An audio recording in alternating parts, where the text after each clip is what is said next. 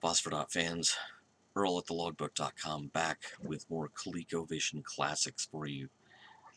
Oh, and Obi the cat's here. That's always a good thing. He wants to play Pac-Man too. Now, the funny thing about Pac-Man for the Colecovision is that it never actually made it to market.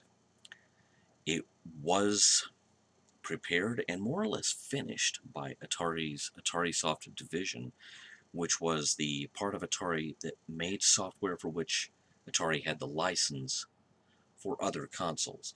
So Atari Soft was responsible for Pac-Man on the Intellivision, Pac-Man on the Apple II after a fashion. We've covered that one before. And it would have brought Pac-Man to the ColecoVision, but for reasons that I think were probably kind of in the realm of business politics, they didn't. Anyway, we'll get to that. Let's actually check out the game. This is one of my favorite console versions of Pac-Man.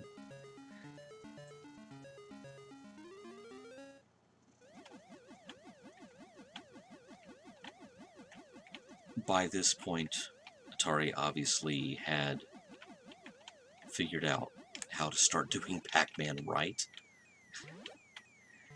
having survived the PR train wreck that was the 2600 version. Oh.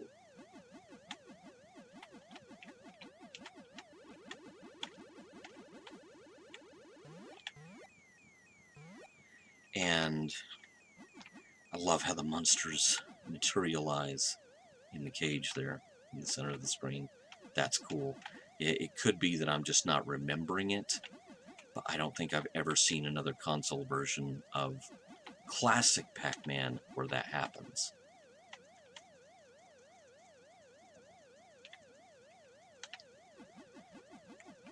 And it's a really neat little grace note on this version of the game. So, getting into the reasons why this never came out. Atari and ColecoVision were at war, basically. There's really no sugarcoating it, and the big issue was a legal entanglement between the two companies.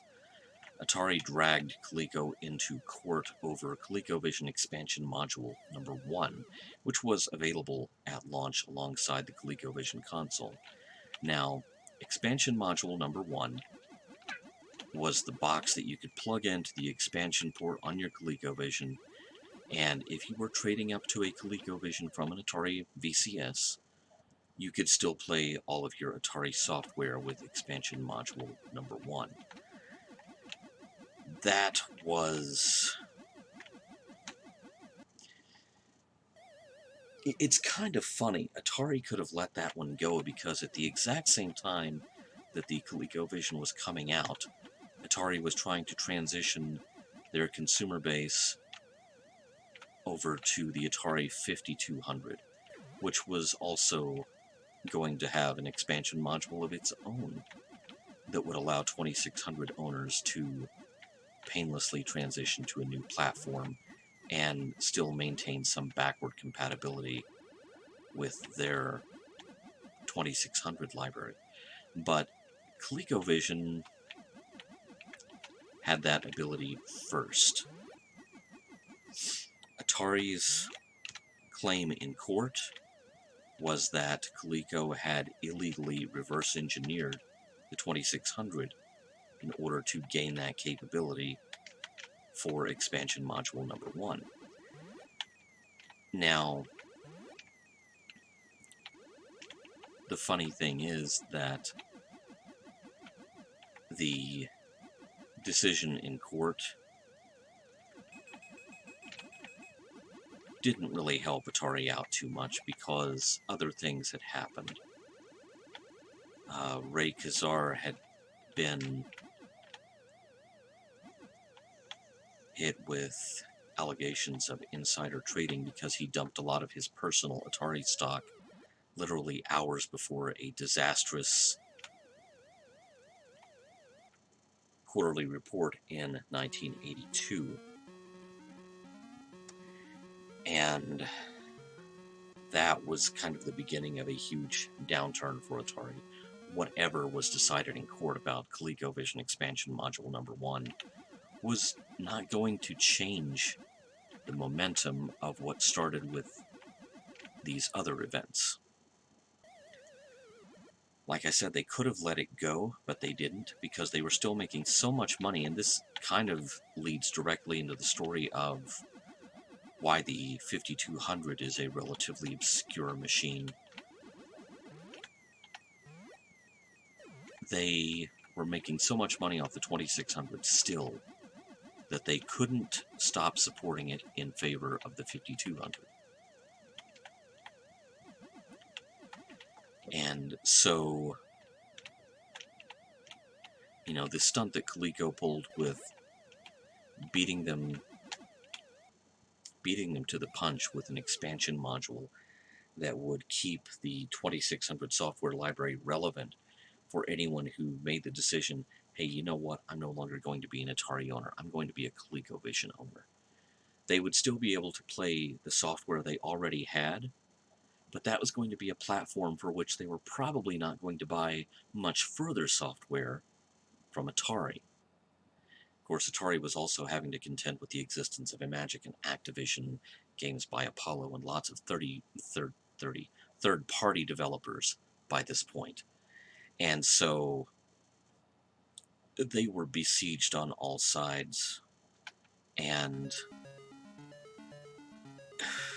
really Atari's worst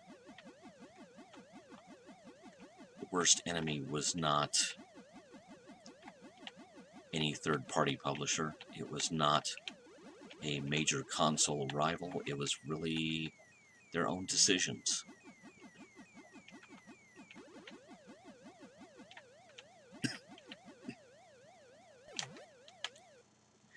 Like a bad decision I made there.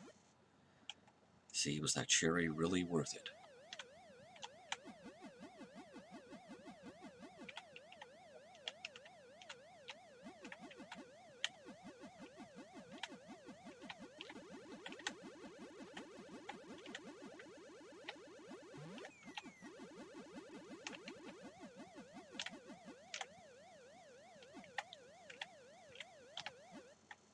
Was that dot really worth it?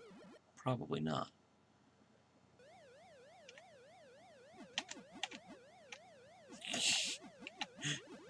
Was being up that monster's butt worth it? No.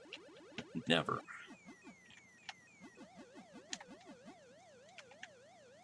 Now let's go get these dots. Here we go.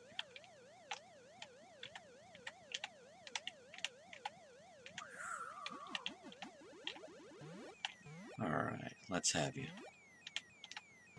Bye.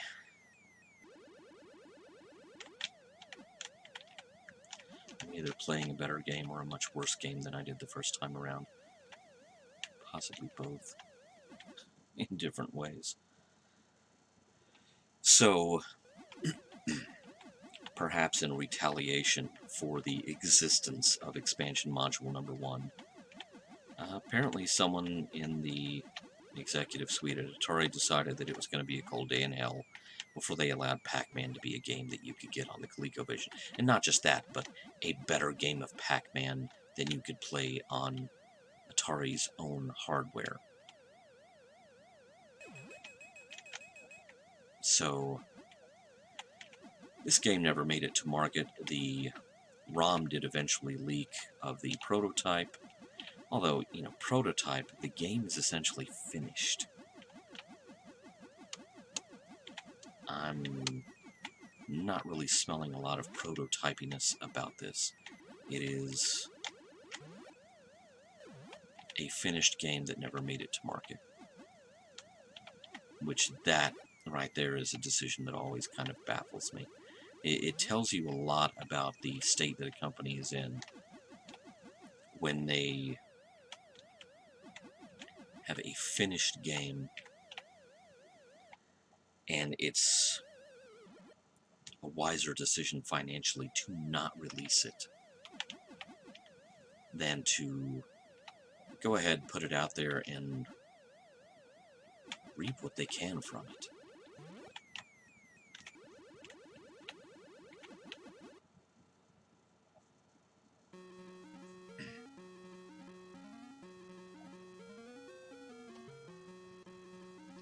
Because on that generation of hardware, this was probably the best game of Pac-Man you were going to be able to get.